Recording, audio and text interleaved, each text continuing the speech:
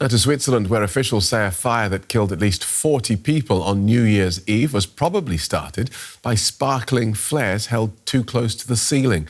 Investigators have begun identifying the victims of the blaze that swept through a crowded bar in the town of Crans-Montana. More than 100 people are in hospital, with at least 80 in critical condition. Tributes are pouring in at the site of the lethal blaze that killed around 40 people. The town's Le Constellation bar, a popular venue among young people, was packed in the early hours of New Year's Day when the fire broke out. Investigators say it could take days to identify all of the victims. It's an agonizing wait for parents and for friends. It's been 30 hours since my son disappeared. 30 hours since I've had no news of my child. So now I'm on social networks. I started yesterday. I want the photo of my child to be everywhere so that just in case someone recognizes him, they can call me, contact me. I have loved ones who were affected. I still haven't heard from my best friend. I don't know where she is. It makes you realize this can happen to anyone. It was around 1:30 when the flames engulfed the basement of the bar. Fire inspectors now say they believe sparkling flares placed in champagne bottles caused the fire. Bystanders describe scenes of panic and chaos as people with severe burn injuries poured into the streets. It was like a horror movie. I've never seen anything like it in my life. And then I lost my best friend who was in my arms. We tried to revive her. There were firefighters, there were police officers, everyone was everywhere. It was insane. It was insane. I wouldn't wish that on anyone. That's why now is the time for us to be together, for everyone to love each other. It's important. The bodies of those killed have now all been removed from the bar, and the injured are being treated in several hospitals throughout the region. Stefanie Dodt is a journalist with Germany's public broadcaster ARD, and she told me the latest from Crans-Montana. We just heard from the authorities for the first time a confirmation of what actually caused this incident. There were champagne bottles and there were like candles, little table fireworks on those bottles, and they were held too close to the ceiling.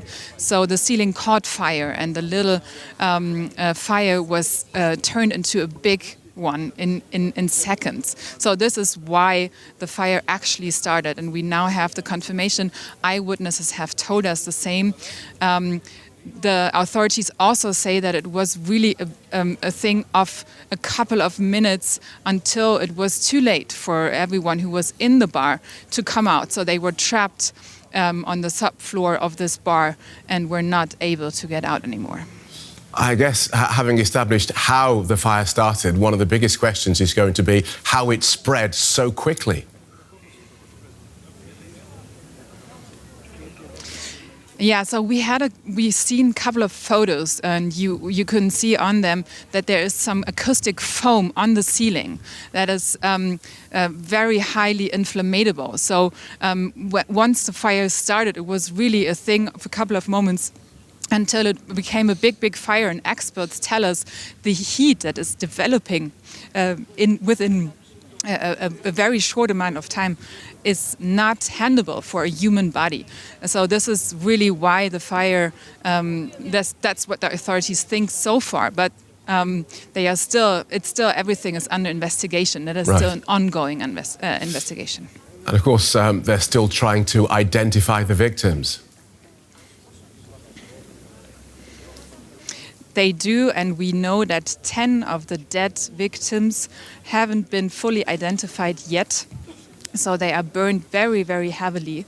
And, excuse me, we also know that of the heavily wounded people, many of them are under critical conditions, and some of them are also not fully recognizable. So and still are to be identified. This is an ongoing thing, and they really hope to have clarification soon for the families who are waiting to have clarity about where their loved ones are. And the hospitalization efforts for the victims, this has gone international, I understand.